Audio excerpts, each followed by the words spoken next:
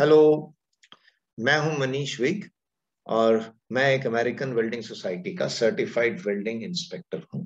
और आज हम बात करेंगे वेल्डिंग प्रोसीजर स्पेसिफिकेशन यानी डब्ल्यूपीएस और डब्ल्यूपीक्यूआर में अंतर क्या है।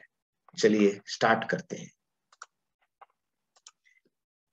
वेल्डिंग प्रोसीजर स्पेसिफिकेशन यानी डब्ल्यूपीएस एक ऐसा डॉक्यूमेंट है जिसके अंदर ये सारी चीजें लिखी जाती हैं कि वेल्डर को वेल्डिंग करनी कैसे है। इसमें यह भी लिखा जाता है कि वेल्डर वेल्डिंग करने से पहले क्या कार्य करेगा, वेल्डिंग करते समय किन चीजों का ध्यान रखेगा और वेल्डिंग करने के बाद क्या उसे काम करना चाहिए।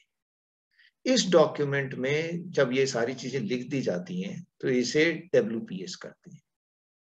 इसको बनाने का तरीका यह है कि पहले आप वेल्डिंग प्रोसेस देखिए कि आप किस वेल्डिंग से कर रहे हैं, स्टिक वेल्डिंग से कर रहे हैं, टिक वेल्डिंग से कर रहे हैं। उसके बाद जो आपके वोल्टेज और सारे पैरामीटर हैं आप उनको ध्यान में रखिए, उनको लिख लीजिए और फिर आप एक ये डॉक्यूमेंट बनाते हैं।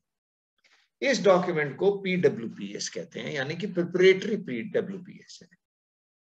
एक बार जब इस डब्ल्यूपीएस को सामने रख करके एक वेल्डर को बोला जाता है कि भी वो वेल्डिंग करे, और इस वेल्डिंग के पीस को टेस्ट कूपन कहते हैं। इस टेस्ट कूपन को लेबोरेटरी में भेजा जाता है डिस्ट्रक्टिव और नॉन डिस्ट्रक्टिव टेस्टिंग के लिए। जब उस टेस्ट के रिजल्ट आ जाते हैं तो वेल्डर के नाम के साथ उस टेस्ट रिकॉर्ड्स को, टेस्टिंग रिजल्ट्स को डॉक्यूमेंट किया जाता है और इस डॉक्यूमेंट को डब्ल्यूपीक्यूआर कहते हैं। जब एक डब्ल्यूपीक्यूआर सक्सेसफुली बन जाता है, यानी कि वेल्ड पास हो जाता है लेबोरेटरी से, तो जो हमारा पीडब्ल्यूपीएस है वो डब्ल्यूपीएस बन जाता है।